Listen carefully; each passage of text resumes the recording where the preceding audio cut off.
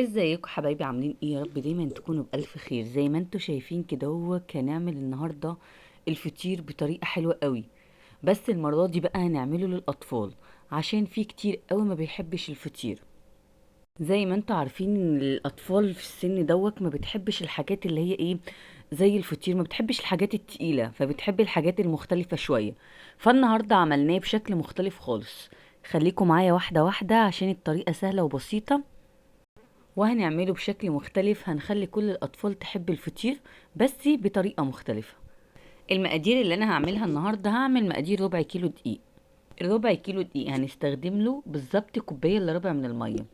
مقاديرها بالجرام حوالي 140 جرام من المية، عليهم معلقة سكر كبيرة. تمام كده. هو زي ما انتوا عارفين بدوب السكر في قلب المية كويس جدا. بعد كده بنزل بالدقيق. الدقيق عليه حوالي ربع معلقة صغيرة من الملح. يبقى المقادير اللي انا استخدمتها: ربع كيلو دقيق، عليهم كوباية الا ربع من المية، مع معلقة كبيرة من السكر، مع رشة ملح صغيرة. وببدأ اعجن العجينة كويس جدا لغاية ما يبقى ملمسها في ايدي ايه، ناعم كده هو بالشكل اللي انتوا شايفينه دوت. في المرحلة ديت بقى ببدأ اضيف معلقتين من الزبدة، معلقتين كبار كده هوك من الزبدة، واعجنها كويس جدا. نوع الزبدة اللي انا مستخدماها في العجينة ديت زبدة فيرن. يعني العجينة اللي انا هشتغل بيها النهاردة هستخدم لها زبدة فيرن. احنا المرة اللي فاتت عملنا بسمنة كريستال، واللي قبليها عملنا بزبدة بلدي خالص. المرة دي بقى هنستخدم الزبدة اللي هي الايه، فيرن. بصوا العجينة بقت ملمسها طري خالص. افضل اعجن فيها لغاية ما اوصل للقوام دوت. بعد كده بغطيها باسترتش كده هوك، واسيبها ترتاح حوالي نص ساعة. في الفترة اللي هترتاح فيها هكون انا مجهزة ايه، الزبدة بتاعتي. الزبدة ديت كانت في التلاجة، يعني يفضل ان هي تبقى ايه، لسه مطلعاها من التلاجة. الزبدة اللي انا استخدمتها هنا هو 120 جرام من الزبدة، يعني تقريبا ربع كوباية من الزبدة كده هو. بكون عندي ورقة زبدة كده هو، يعني لازم الخطوة دي تعمليها. ورقة زبدة كده هو، واجيبها واروح تانيها على شكل مربع، عشان هنا هفرد الزبدة بتاعتي. انا عاوزة الزبدة بتاعتي تبقى على شكل مربع. وبالنشابة بتاعتي وبضغط فيها كويس جدا وبططها كده هو. وما تقلقيش، الورقة مش هتتقطع ولا حاجة، والزبدة يعني هتتفرد معايا بكل سهولة. اهو لغاية ما تبقى معايا بالشكل دوت. واحطها بقى ايه، في الفريزر او في التلاجة بتاعتي. المهم لغاية ايه ما تجمد، عشان لما اجي احطها في العجينة تفصل من ورقة الزبدة. اهو. ومش شرط زبدة فيرن، اي نوع زبدة انت بتفضليه.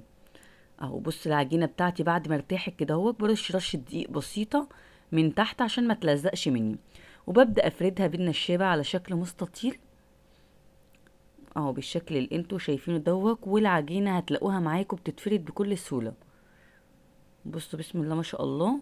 بعد كده اهو جبت الزبدة بتاعتي، هبدأ بقى احطها في العجينة. وعاوزاكم بقى تركزوا شوية في الخطوة ديك، عشان ديك اللي هتخلي الفطير بتاعي مورق. اهو بصوا بسم الله ما شاء الله، طلعت يعني مظبوطة. هبدأ بقى احط الفطير كده هوك عليها بالشكل دوت. وابدأ بقى افرد بالنشابة بتاعتي، بضغط كده هوك من النص كده هوك، مش بفرد، لا بضغط، عشان السمنة بتاعتي تبدأ تتفرد مع العجينة. اه بالشكل دوت. وابدأ بقى ايه، افرد واطبق العجينة. يعني بصوا انا هنا هو فردتها خالص وهطبقها. هنا بقى انت بتعملي الطبقات بتاعة الفطير. تفردي الفطير بتاعي، العجين بتاعي، وتطبقي كده هوك بالشكل اللي انتوا شايفينه دوت. اهو بكرر الخطوة دي كذا مرة. اهو بصوا، ادي دي تاني مرة اهوت. يعني انا طبقتها وعملتها مرة، دي تاني مرة.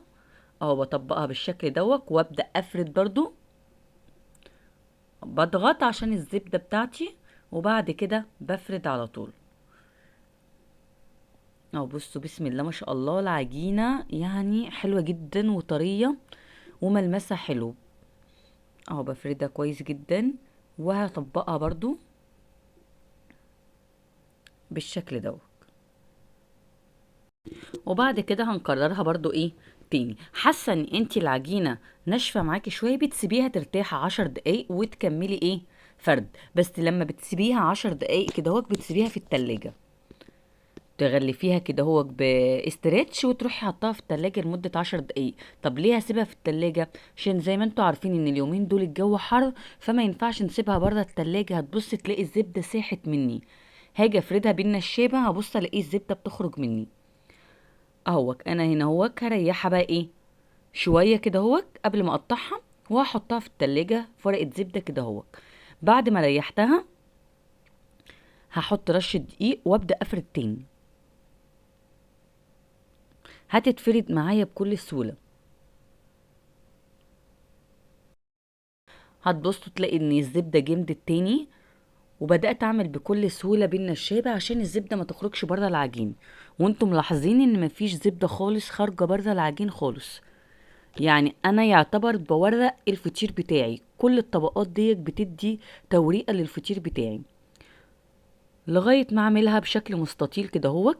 يعني بعد ما عملتها كذا مرة بعملها بقى بشكل مستطيل كده، وببدأ بقى ايه اسوي الحروف. هنا بقى حابة تعمليها فطاير كبيرة هتعمليها، حابة تعمليها صغيرة قطعيها صغيرة، يعني دي حاجة ترجع لك انتي. انا هنا هو عملتها 8 فطاير، يعني عملتهم 8 فطاير هنا هو صغيرين عشان انا هعمله بالنوتيلا. فعاوزة اللي ياخد القطعة من الفطير يخلصها، مش ان هو ايه ياخد حتة ويسيب بقيتها اهو. لكن انتي حابة تعملي فطيرة مربعة كبيرة وتعمليهم على 4 مفيش اي مشكلة، يعني ده شيء يرجعلك انتي في التقطيع.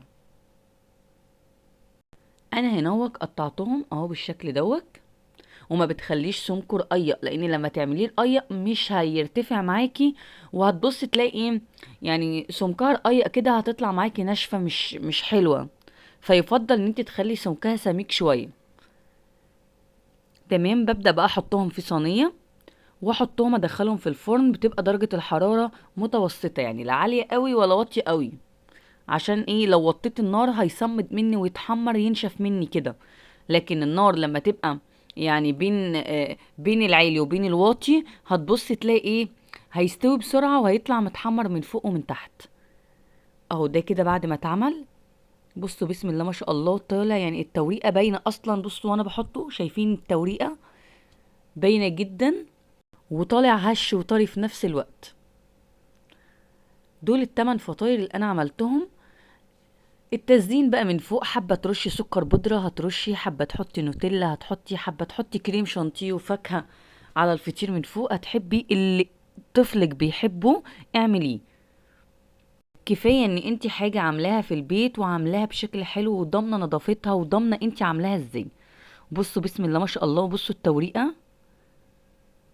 وتعملي كمية بسيطة، يعني مش شرط ان انت ايه لازم تعملي كمية كبيرة، يعني دول اتعملوا كده هو بالليل كده هوك في عشوة كده هوك، حابة حاجة مسكرة هتقومي تعمليها وبربع كيلو دقيق بس.